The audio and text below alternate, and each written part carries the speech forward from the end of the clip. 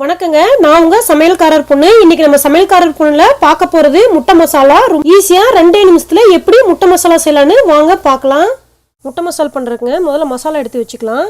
1 டீஸ்பூனுக்கு மல்லிப்பொடி, 1/4 டீஸ்பூனுக்கு மஞ்சள் பொடி, 1/4 டீஸ்பூனுக்கு மிளகாத்தூள், 1/4 டீஸ்பூனுக்கு கரம் மசாலா தூளுங்க, 1/4 டீஸ்பூன் உப்பு. இது வந்து தேவையான அளவு, உங்களுக்கு எவ்வளோ வேணுமோ அந்த அளவு போட்டுக்குங்க. இவ்வளோதாங்க முட்டை மசாலா செய்யறதுக்கு தேவையான மசாலா பொடி. இப்போ முட்டை மசாலா செஞ்சிடலாம். அதுக்கு 5 முட்டை நல்லா வேக வச்சு எடுத்து வச்சுருக்குங்க. இதை வந்து நெட்டாக குறுக்கு வெட்டி வச்சுக்கலாங்க. இப்போ அடுப்பில் ஒரு பேன் வச்சுட்டேன். இதில் கொஞ்சம் எண்ணெய் விட்டுக்கலாங்க. இந்த முட்டை மசாலா வந்து 1 நிமிஷத்துலேருந்து 2 நிமிஷத்துக்குள்ள நீங்கள் செஞ்சிடலாம். ஃபஸ்ட்டு முட்டையை மட்டும் வேக வச்சு வச்சுக்கோங்க. அதுக்கப்புறம் ஒரே நிமிஷத்துல இந்த முட்டை மசாலா செஞ்சிடலாம். ரொம்ப ஈஸி. எண்ணெய் சூடாயிருச்சுங்க. இதில் இந்த எடுத்து வச்சுக்கிற மசாலா பொடியை போட்டுடலாம்.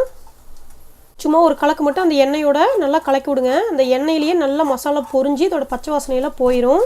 இப்போ அந்த மசாலா பொடியெல்லாம் அந்த எண்ணெயில் நல்லா பொரிஞ்சிருச்சு. இதில் ஒரு துளி தண்ணி ஊற்றிக்கலாங்க. அடுப்பு ரொம்ப கம்மியாக இருக்கணும்.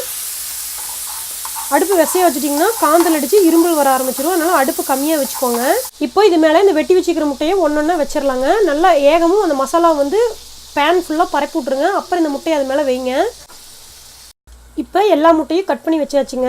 இது ஒரு மூடி போட்டு ஒரு 30 செகண்ட்ஸ் இருக்கட்டும். அதுக்குள்ளே நம்ம ஒரு 2 பச்சை முட்டையை நல்லா அடித்து எடுத்துகிட்டு வந்துடலாம். இப்போ இதில் கொஞ்சோண்டு பெப்பர் போட்டுக்கலாங்க. கொஞ்சோண்டு உப்பு. இந்த முட்டைக்கு தகுந்த மாதிரி உப்பும் பெப்பரும் போட்டாச்சு. நல்லா பீட் பண்ணிக்கலானுங்க. இந்த அடித்து வச்ச முட்டையை இந்த வேக வச்சுருக்கிற முட்டை மேலே ஊற்றிடலாங்க. அழகாக ஏகமும் வர மாதிரி ஊற்றணும். இப்படி ஏகமும் வர மாதிரி ஊற்றியாச்சுங்க. இப்போ இதை மூடி போட்டு வச்சிடலாம். ஒரு நிமிஷத்துலேருந்து 1.5 நிமிஷம் இப்படியே இருக்கட்டும்.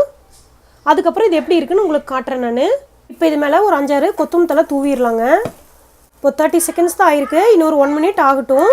அடுப்பு வந்து ரொம்ப லோ ஃப்ளேம்லேயே இருக்கணுங்க. அவ்வளோதாங்க, 1 நிமிஷம் ஆயிடுச்சு. இப்போ அடுப்பு ஆஃப் பண்ணிடலாம்.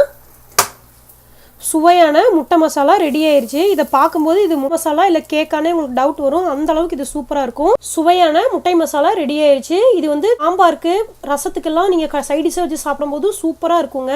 இது வந்து வெஜிடபிள் பிரியாணிக்கும் சைடிஷாக வச்சு சாப்பிட்டிங்கன்னா சூப்பராக இருக்கும். இதை கண்டிப்பாக நீங்கள் உங்கள் வீட்டில் செஞ்சு பாருங்கள். எப்படி இருந்துச்சுன்னு உங்கள் கமெண்ட்ஸ் எனக்கு சொல்லுங்கள்.